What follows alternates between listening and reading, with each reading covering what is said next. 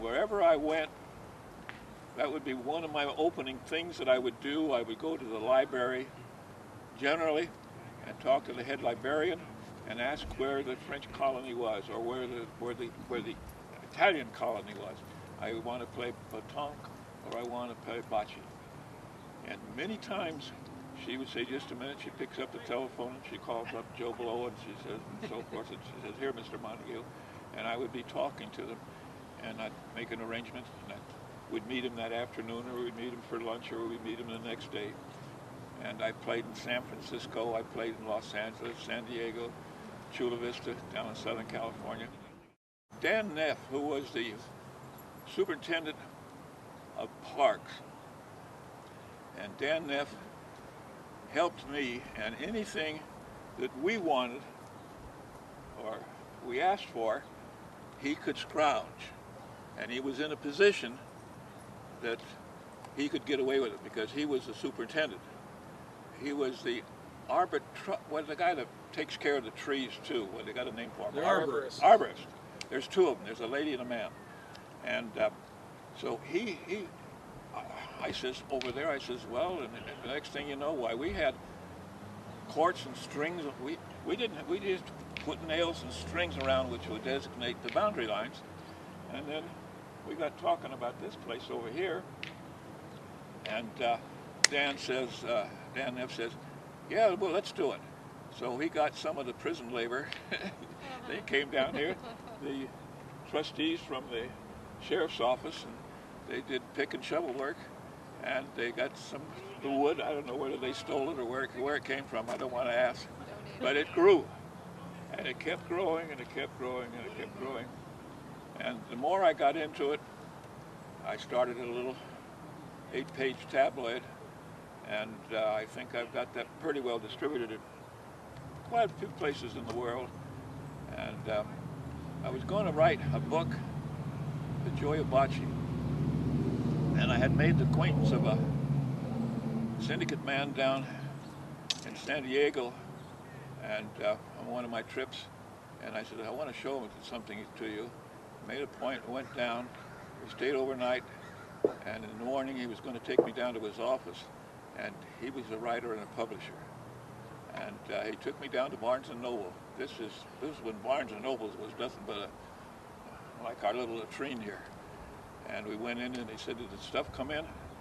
And the man said, yes, it has. He said, open it up. And he takes out the book, The Joy of Bocce. And I looked at it, and I flipped the pages, and excuse my expression, I said, the son of a bitch, he beat me by 30 days. Oh.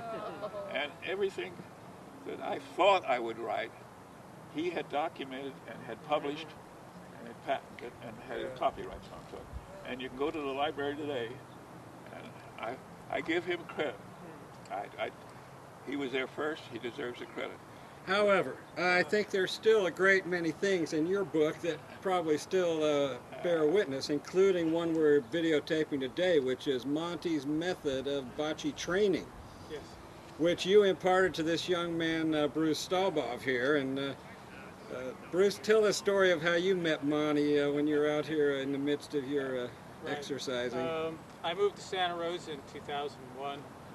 It was shortly thereafter I discovered these wonderful courts here. You were doing the Tai Chi.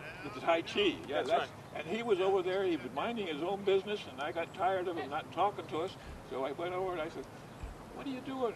And he started to tell me a little bit about it. I said, well, come on over here.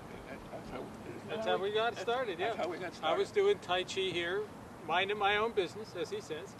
And one day I'm doing the whole set, which takes about 20 minutes, and he's staring at me the whole time. And I'm looking, who is this scruffy old guy staring at me? I didn't and at the end, oh yes you did. And at the end of it, he comes up to me and he goes, what's that? And I go, that's Tai Chi. And he goes, want to learn bocce? And I said, I don't know, yeah, sure, why not? And so Monty took me over here and started to show me how to play bocce. He figured Tai Chi and bocce went well together, which they do, by the way. And so he taught me some basic methods and some really, really good exercises that made me a whole lot better, a whole lot faster. The other thing that he did was let me win the first game, which it took me months till I realized that he threw that first game, that I won something like 11-10. And then the second game, I think he beat me 11-1. Reality had set in. And I think the third game, I probably got about 5 or 6 points, and I just felt like, hey, this might be something fun and interesting. And Monty always made it fun and interesting. We had some great people there. Joe was here, and Ruth, by the way, who's as good a teacher as Monty, just quieter, and also a very good player. And we had some wonderful players, and we learned. Once in a while, I let her beat me, but You lie like and I have to work hard at it. all the time. She is good. I know, 'cause I was